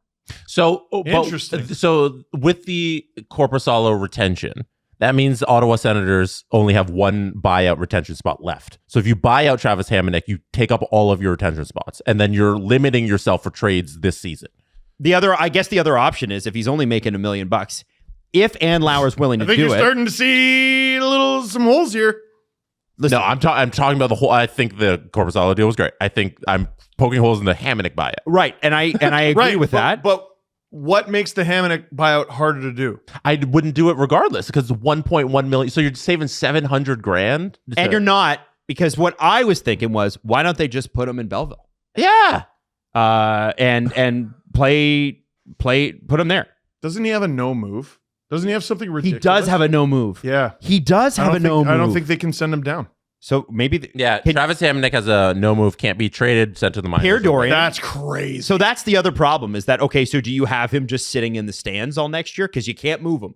Well, then Nobody wants his deal. sitting on the cap. Do you just send him home? The buyout might be more just personnel reasons as opposed to I get the sense they want a culture shift completely in Ottawa. And it's why they were so bound and determined to get Chris Tanev and pay real assets at the deadline when they could just sign him July 1st. It's because there is clearly a problem with the Ottawa Senators in the dressing room. I'm not saying that any one person is a bad guy, but it's just not working. The chemistry's not working. They needed a new coach. They got him. And that didn't work out so well. So then they got an actual new coach, and that's going to be crazy. I can't wait for the training camp footage out of Ottawa when Travis Green just bag skates the shit out of them for the first 3 days. He ought to. And then beyond all that, I think Steve Staios, for me, this Korpisalo, moving off of Korpisalo, who clearly was not happy there. They didn't like him. It didn't work there. Home run to get Linus Ullmark too. I want to clarify my opinion here. Like, this should work out very well for the Senators. I'm bullish. I think we all are. I think we're bullish on where the Senators are going. Ullmark, you can bank on being good regardless of the team. And Anton Forsberg, I think you can bank on having a bounce back season. That's not a bad goalie. And having that as a tandem is pretty good. I just don't think it's the disaster for the Bruins that people are making it out to be. Agreed. I think this will end up being good for the Sens. They do need to improve defensively, though. So, yeah, they do. And I think that they got the right people in place, and they want to be good now. Yep. They're ready to be good, and they should. The couple of other things that I wanted to quickly mention, or one other thing before we get to Cam, just very quickly, the Arizona Coyotes no longer have an owner because as of today, according to Phoenix Sports, Alex Meruelo has walked away. Round of applause. Gary Bettman. Remember those confetti cannons you brought in those couple of times? Jesse, I thought about it. Today would have been the day. I thought about it. Alex Meruelo, who by all accounts made no inroads in the Arizona business community, made no inroads with his own employees, did nothing politically to bring Arizona, the state, and Phoenix, the city, to the table. I'm not going to hold that over my head. Hoist the Morelos not here anymore cup. Is apparently walking away from his right all you. to reinvigorate That's and all you, restart Jesse. the Coyotes franchise. Because if you're going to restart the Coyotes franchise, you need to be building like this fall. Because the thing about those deals were that they needed to be able to have an arena to play in at that time. Now, the problem is that he still owns the Roadrunners of the AHL. They are doing extraordinarily well in Tucson. So what is he going to do? Move them to Reno in the next 3 to 5 years. Oh, what? is that actually? That is They were going to play in Mullet, and then I heard that was canceled. That is canceled. They were going to play 5 games in Mullet. They are now not going to. Okay. And apparently, according to Phoenix Sports this morning, the plan is to move them to Reno, Nevada. Reno, Nevada? Yeah. But they got a team in Henderson. Well, The Silver Knights. that's what I thought too. I was like, this doesn't make sense. This guy sucks.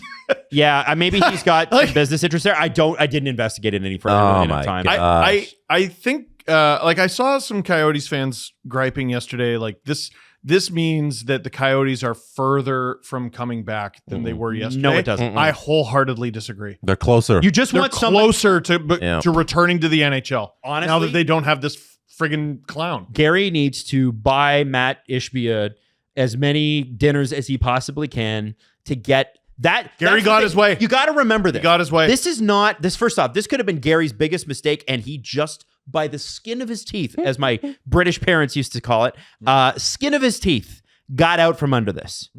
with Meruelo officially walking away, and we don't have anything official on the books, if the NHL takes that IP back and they're able to interest a billionaire in the area, and it's not hard to get people interested in something like that with the TV market, the population, the tax benefits, all of it, and that person is willing to go politically, get involved, which you need to do at the city level, at the state level to get this all done, I have no doubt that within 5 years, starting from now, we will see the Arizona Coyotes back in a brand new building with tax breaks and all the other great shit that the Illage has got and all the other arena builds around the league. Meruelo made the brand radioactive. No one wanted to work with him. No one was interested. Land auction, all this and all that shit. No one wanted to work with the guy. The fact that he's not there, it is better to have nobody there right now than it is to have him there. And they gave him an impossible task. The Coyotes are closer to coming back today than they were yesterday. You want to do something for Mr. Meruelo? Let's do it. Na na na na na na na na. Hey. Goodbye. Good riddance to this man. Arizona hockey is so much in a such better position right now that Meruelo's out of there, because nobody trusted him. Nobody in city council, in any type of government, in any type of city planning wanted to work with this individual, and that speaks to who he is and how he does business and all that things. So the fact that, and now we get some answers to our questions that we had Adam last episode, because we were wondering, like, does he have to sell the rights to somebody else?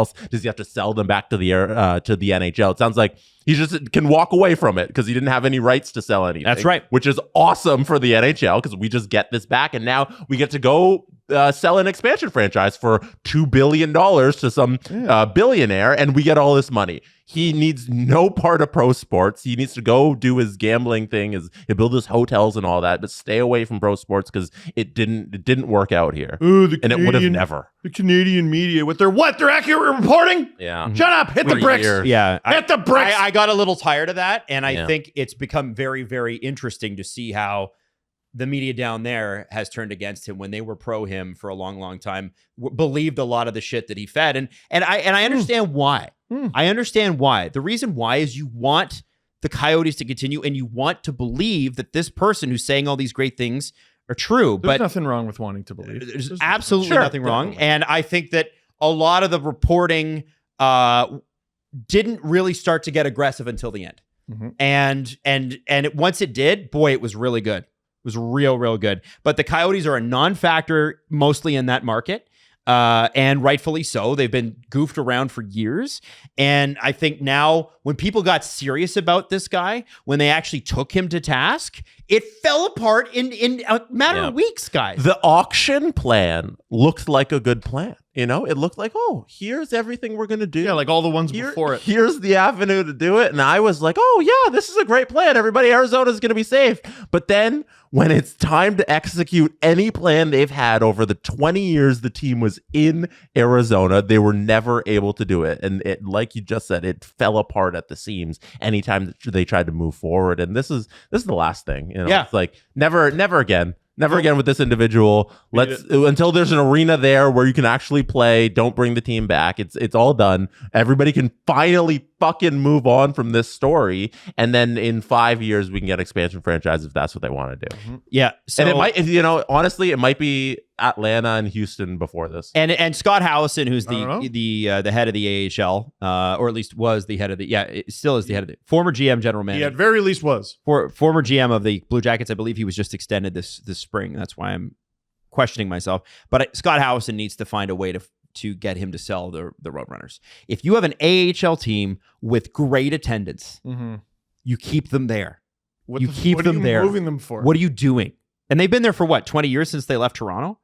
Because it was That's right. It was the Toronto Roadrunners for like 2 years or whatever it was. Sell it to the Smythe Group, like Ryan. Like go sell it to them. Yeah, so Utah can have their AHL team. Like give them their team. Maybe he wanted to move them to Reno to get closer to Utah.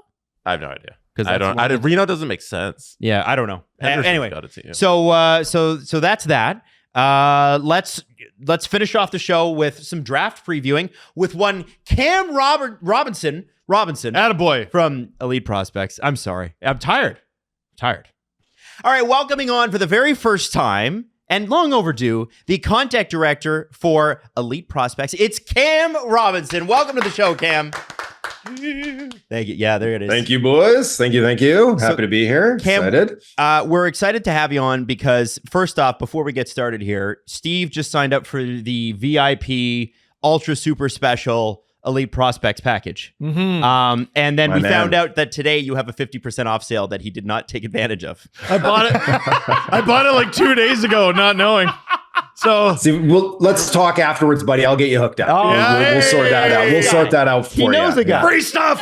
Free stuff. Let's go. So, Cam, the reason we wanted to have you on is because obviously everything is jam-packed together. In the same week, we're going to get the Game 7 Stanley Cup, and then we're going to get the draft, and then we're going to get free agency, all within 6 days. So we got to talk draft. Let's talk top 5. So what Cam's going to do is he's got his top 5 and where he thinks people are going, and then a sleeper pick, a pick that's a little bit later that he thinks are going to be a superstar. So, Cam, let's start at number 5. Who do you have there? Ooh. Yeah, let's go backwards. Can we do that? We're going reverse. Yeah, we can do right? that. Oh, absolutely. You caught me off Absolutely. guard too. That's all right. Yeah, no, I feel like when we get to 1, it's going to be pretty anticlimactic. pretty obvious. Yeah. No, let's All go right. for it anyway. We're doing it now. We're committed. Okay. So what do you got for us, Cam? Okay, if we're talking mock, this will be a little more exciting until we get to 1, like you said there. I'm going Tej Ginla at 5 For the Montreal Canadiens. For the Montreal Canadiens. Oh yeah. And I think Calgary is just, their hearts are breaking right now as they hear that. But the way this kid finished his season, like, there's a reason he's been shooting up all these draft boards. Like, he has like electric skills. He's never met a defenseman he didn't think he could just dangle right around. He's got a good shot. He's got great awareness, but it's like the details of his game. He is his father's son. Like, he gets in there, he bangs, he lifts sticks. He's like a thief in the night coming back on the back check to strip a guy, takes great routes on the forecheck. Like, I don't know if he's actually going to play the middle of the ice in the pros. Like, he told people at the combine that he wants to move back to center, something that he played growing up next year for the Rockets. But he has the size, the skating, the intelligence to be a center iceman. But like, he could be Selke level, this type of player. Like, he's that good two-way. And also, unsurprisingly, coming from that family, just a peach of a human too. Like, I got to spend a little bit of time with him in Finland at the U18s, and like, gracious and like just really enthusiastic about life and about the opportunities that he's had. So I'm a big fan of Tej, and I think, probably he's the third forward that Montreal would like to get at that spot. But the other two are going to go before. So he's going to be sitting there waiting for him. They passed on Mishkov last year. They can't really pass on another like high upside forward. I mean, they can, but much to the chagrin of their fans, They might. they do. Yeah, they might. Let me ask you this. Is it worth Calgary moving up from 9, whatever that cost is going to be, to try to get that pick from Montreal? I do a bold predictions article every year. And this year I'm doing a little spin on it where I give my 5, but then I also, texted a bunch of GMs and scouts and asked for their bold predictions. So we'll have 10, and 3 people, their bold prediction was that Tej would fall to 9 to Calgary and they would pass. Whoa! So I don't know if that's like some legitimate smoke in the industry or if they're just having some fun trying to pick something bold. But I mean, needless to say, that one's going to go in the article. But yeah, so I think there's a world, just, talking about chagrin of the fan base, is that if he's sitting there at 9, there is a world where they pass over him. Well, that would be very Calgary. Be very Calgary. It would be. It would be for sure.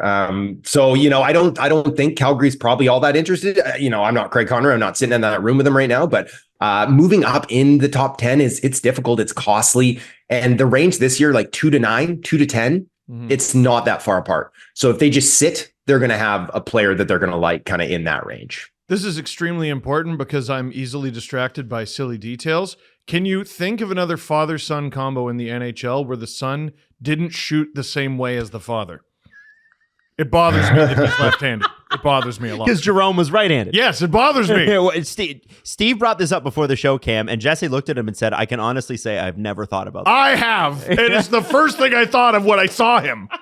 Yeah. I'll tell you Cam's this thought much. about I haven't thought about that one specifically, but when my kids first started playing hockey, he's a righty. I went and grabbed him a right-hand stick. He tried to hold it like a lefty. I was like, no. You are a right-handed. Yeah. Right? That's what you do. You are learning right-handed, and now that's how he is, and that's how it's gonna stay. Yeah. Okay, so what do we have for the Columbus Blue Jackets at number 4?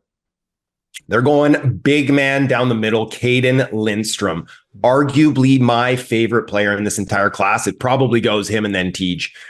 This kid is the potential to be just like a matchup nightmare. He's already 6'4", 215 pounds, and like a raw athlete. Hasn't played like a ton of elite high level hockey growing up. And I had like, I won't name drop because I was specifically told not to, but I had like a high end player in the WHL reach out to me just unsolicited to say, Caden Lindstrom is the hardest matchup in junior hockey. Like with his size, his speed, his small area game, like he handles the puck like he's Mitch Marner, but in that massive frame of his. And, he's super powerful skater already. And it's kind of ugly. Like it looks a little bit like I'm out there in beer league where I'm not lengthening the stride enough. The knees aren't bent enough. So you can imagine you get him with a quality skating coach. He's going to look like Quentin Byfield here in a minute. Like one of the best releases in the class as well. Like almost scored a goal per game in the West this year before the back injury knocked him out. I know there are some concerns that he has a herniated disc at 18. But he says he's all good. The doctors say he's all good. I'm going to believe that he's not going to be Eric Daze here. And that he's going to be, stack that up with Adam Fantilli down the middle long term. They'll be the envy of the league, right? Down the middle. Like that'll be just filthy. So as far as size, speed, skill combinations, unmatched, I would say, in this class. I've seen some concerns online about the herniated disc. I think it might have been a podcast you did where they were like, oh, he just sort of glossed over it. A herniated disc is not necessarily a long-term injury or a recurring injury that he's going to face over and over again. Have you been encountering many worries about that at all? Not from NHL side people. The public sphere seems to put a little more emphasis on it, but I trust, some of the people that I talk to on the team side, and they're not overly concerned. I'll be surprised, very surprised, if he slips past 5 this year. And not many things surprise me on draft day, as we know, because wild things can happen, right? So no, he's healthy now. He played in the playoffs. He participated in the combine. He's moving good. He's jumping out of the box. Everything looked clean. Nothing was kind of holding him back. And I have to imagine that's going to continue along. And hopefully we don't have like Gabe Vilardi, who had to battle through 3 or 4 years of a back injury before he could really get his career going. That said, I do think Lindstrom is probably a bit of a weight. We're seeing Byfield arguably the most, improved player this year at 21, 22. That's probably what we're going to see. This isn't a plug and play player. You're going to get him maybe a year or two more of junior, then kind of get his feet wet in the show. And then, by the time he's 22, 23, 25, then he's like someone that you can win a cup with, sort of thing. He's that good. I can't wait for Columbus to screw that up. No, hey, Adam. I can't wait. They'll find a Don way. Waddell's there now. Donnie's there now. Yeah. New life in Columbus. You're right. Okay, number 3, we got the Anaheim Ducks, Cam Robinson. Okay, Anaheim, Patty Verbeek and the boys, they marched to the beat of their own drum. They took Leo Carlson when everybody thought it was going to be Fantilli. We heard last year that they were taking a very long look at Matvei Mishkovs too. I think they might have done it if he maybe indicated that he wanted to go there. They took Mason McTavish before everybody thought they would. They're going Ivan Demidov here. And it's, they've got all. You think he's fallen to 3? Well, we'll get to that in a minute here because we're going backwards. Wow. Yeah. So he has some of the most electric skills in the draft.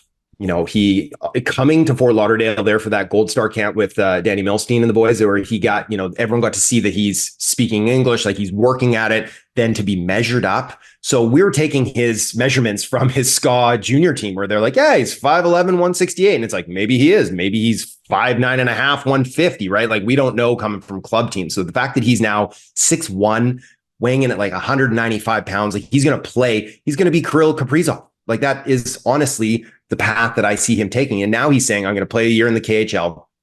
I'm going to sign my contract in the spring. I'm going to be in the NHL spring at 25. It's like the concerns around him have to be mostly alleviated here. And for Anaheim, they've got McTavish, they've got Leo Carlson, they've got Cutter Gauthier down the middle now. They've got all that talent on the blue line, Pavel Mintyukov and Olin Zellweger.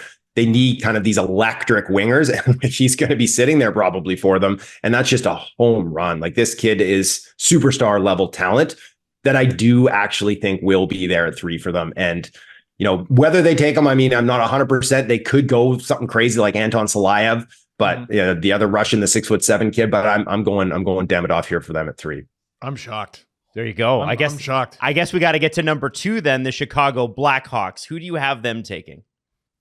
I got him taking Macklin. No, I'm just kidding. I try to have a little bit of fun there. I think that Chicago, I mean, I shouldn't even say I think. I've heard from some pretty reputable sources that they were impressed with what they saw of Demidov at that camp down there. He didn't skate, but we've seen the action that, throughout the years. But I do think that they're leaning Artem Levshinov, the Belarusian defenseman, arguably the most complete D-man in this class. Early on in the season, like this kid never met a play that he didn't want to jump into. So whether that's leading the rush or jumping up as that kind of high option for a drop pass. And then as the season wore on, it started to filter out a little bit and he was kind of focusing on the defensive side of things a little bit more. But he's 6'2". He skates very, very well, like excellent 4-way mobility. When he's fully filled out, like he's going to be a handful to really get a hold of there, and he retrieves pucks well. But for Chicago, they've really prioritized some smaller, skilled talent in recent drafts. Like obviously Bedard is there, but they were actively trying to trade up to get Oliver Moore last year, and then he fell into their lap at 19. They have Frankie Nazar, who they took 13th overall a couple years before that. High talent, smaller body. They've got Lucas Reichel as well. So they have a lot of these things, but on the blue line, they don't have that kind of piece that they're looking for that they could be like, this could be our number 1 D. Now, Levshinov is not a slam dunk to be a number 1 D. Probably a top pairing guy, but again, we're not going to you're not going to bet our mortgage on it yet. So if it's me, the potential to link up Bedard and Demidov would be too much to pass up on. But I'm also not sitting in the GM seat where I have to make that call. And so I think, from all indications, that's where that number 2 pick is going to go. And they're going to go a little safe over upside. Interesting. Very interesting. I'm pretty surprised. Okay. It makes sense. I understand the logic. And obviously we've heard a lot of Macklin Celebrini talk. Tell us why this guy's great and why he's going first overall.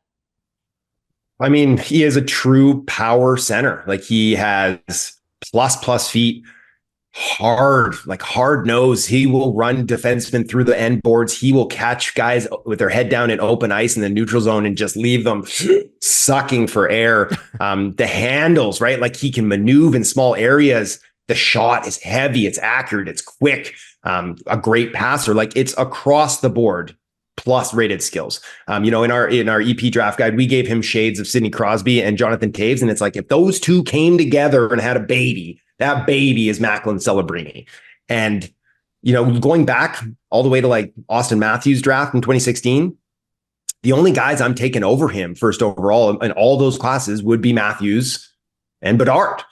And, you can have the conversation with Jack Hughes, who I love, totally different players though. But this is the type of player that you win with, that, in the playoffs, his game, the power game, the two-way ability is going to really elevate and separate itself from some of these smaller, super skilled guys that maybe injury comes in, maybe when the whistles start to get put away and they don't have the advantage of getting all these power plays and all the extra ice, that he's going to be able to fight through those things. So, for San Jose, he's going to change the complexion of the franchise over the next decade. Maybe be that type of player that can drive you on a really deep cup run or two. And that's really all you can ask for a first overall pick. Yeah. Does he play for the Sharks next season, or does he stay away for a year? Really, really good question. If I'm betting on it, I think he's there. Okay. Will Smythe, their 4th overall pick last year, he's coming out as well out of Boston College. I would have, if it was me, if I was my career, I would have been like, Smythe, you stay at Boston College. We'll take Celebrini out, rather than injecting 2 of these like really young kids. Like Celebrini's still 17. Like, so he's going to be freshly turned 18. He's going to be very, very young. But I mean, what does he have left to prove? Like he just won the Hobie Baker as the best player in college hockey, as the youngest player in college hockey, the youngest player to ever win that award. Like it's insane what he did. Like, sure, he could go back and try to win a national championship with BU. But it's like, do you really want to hold him back for that? At the same time, if he did stay, his best buddy Cole Iserman's coming. They'd be reunited. They used to play together at Shattuck when they were like 13, 14 years old. They won a national championship. San Jose could be really, really bad. They could bring 2 first overall picks in for 2025 if they were bad enough, right? They could be like, here's Celebrini and James Haggins. Like, how much fun would that be? So it's not completely out of the question at this point. And he talked about it at the combine too, that he's like, it's not, he'll talk to his advisors, his parents and the Sharks and see what the best course is. But, for San Jose, it's like, I don't think Will Smith is a big enough name to really get people out and sell tickets and sell jerseys. And they're going to be so bad this year that they're probably going to want that. They'll try to insulate them, getting Barclay Goodrow. They'll get some vets to try to help it out, but it'll be a slog next year for them. And I do think he will be there though. Now, one of the things I tasked you with was I wanted to know about sleepers. There's sleepers in every draft. PK Subban was a 2nd round pick. Zetterberg was what? 7th? 6th or 7th? 7th? Like, yeah. listen, top 5 picks. Yeah. Who's going 23rd? Yeah. And with the Maple Leafs pick. But also, like, who do you like that's probably going to go, I don't know, 15 to 30 or something like that in the first round? Yeah, so let's talk. Well, we can talk Leafs picks here. Like, I figured I'm mentally prepared for this, right? Like, so picking 23 or whatever it is, they haven't picked a D in the first since Rasmus Sandin. If I'm not mistaken? I think you're right. Yeah. They've got Topi Niemela, who really kind of, I think, took a nice step there in his first year in the AHL. So he's a good prospect, but he's 22 at this point. And outside of that, there's not a lot coming on the blue line. Not a lot coming in the pipeline, to be honest with you. Obviously, Easton Cowan took a huge step. But there's going to be some D available at that spot. Maybe it's Stein Solberg, who has been rising up draft lists. Like, he is the most violent man in the class. Like, he loves to hit and hit to hurt. Playing in Norway, playing in a men's league in Norway, just like dummying these 30-year-old men. And like, I talked to him at the World Juniors, and like, you should see the smile he has on his face whenever he gets a chance to talk about hitting people. He's like, yeah, I like to hit people. That's it. Sometimes I do it too much, right? Like, he fully admits, like, I'll go chase it. Like, he'll just like go chase a big hit because he can. So, a kid like that's going to be there. Charlie Elick, another like 6'3" right shot defenseman with like plus feet. Don't ask him to handle the puck in traffic, but like, he is mean as well. So another one is like, he's going to have probably like a 15-year career as like a middle pairing guy. Like, so there's going to be some options. Maybe Adam Jurasek, who I'm not super stoked on the feet, but he has like a lot of upside with his skill and he has size and he's on the right side as well. So I think for Toronto, maybe they'll just take like some 5'10" Euro kid who's super slight at that spot too. But if it's me, I'm probably looking at a big burly defenseman who I can be like, that guy is going to play, whether it's, as a complimentary guy in the top 4, or maybe he's driving his own pair, like a really strong number 5, or because when you're in that spot, it's like, you're not expecting a star. You might get lucky. But there's going to be definitely some options. And then if they don't want to go D, there's going to be some fun forwards there. Liam Greentree's really electric player, playing for Windsor, put up like 90 plus points and had nothing to work with. So the Leafs are going to have some options for sure to get a good prospect this year. Now, I guess my last question, and this is an add-on, so I'm throwing this at you, but one name that's come up over the last few days, guys, is Winnipeg's Rector McGorty, who has, all of a sudden, he hasn't signed. We hadn't really paid much attention to it, but it's looking like he's going to get moved. If he does get moved, what is the acquiring team getting at this point? Like the type of player McGorty is, Yeah. I'm a big fan of the kid himself. Like, he is bursting with confidence. He's charismatic. He's enthusiastic. Like, he's a really fun, well-spoken, but he's a big body kid who likes to play a power forward game. We saw him like destroying guys at the World Juniors there, right? Like open ice, just like thunderous hits. Really, I think he has kind of underrated goal scoring ability too, that we haven't really seen at the NCAA level yet in the first 2 years. I think he's only, popped like 15 or 16 goals both years, which is nothing to sneeze at when you're 18, 19 years old. But I think that he has more to give in that regard. He put up 52 points, which was like top 5 in the nation last year. So when he said he was going back for a third season, my spidey senses started to tingle there a couple months ago. I was like, well, why are you going back for a third season? Like, he's physically ready. He's ready. He's ready physically. Like, he is large, so physically he could handle the rigors of the NHL. Like, mentally, emotionally, he's ready, and he's produced at like such a high level already. Like, I don't really understand why that's happening, and now it makes more sense. And so talking to some people on the team side of things, he was disappointed that Winnipeg wasn't like, we're going to sign you right now in the spring. We're going to get you into NHL games down the stretch. Like, no promises for the playoffs. We're a contender here. But, get your feet wet a little bit here, earn a little NHL money, burn a year off that ELC. And then next year, here's where we envision you playing in our bottom 6, but you still have to make the team. If they had said that, I think he signs and he's already, that's sold and done. But instead they're like, no, we won't give you any ice right now. And we can't assure you a spot in the NHL next year. So if you want to come out, we'll sign you, but we're going to put you in the AHL right away. We won't burn that contract year. And then you'll probably have to play there next year. And for him now, like with the NCAA, they're getting that NIL money. He's probably going to make more money at Michigan than he would have in the AHL.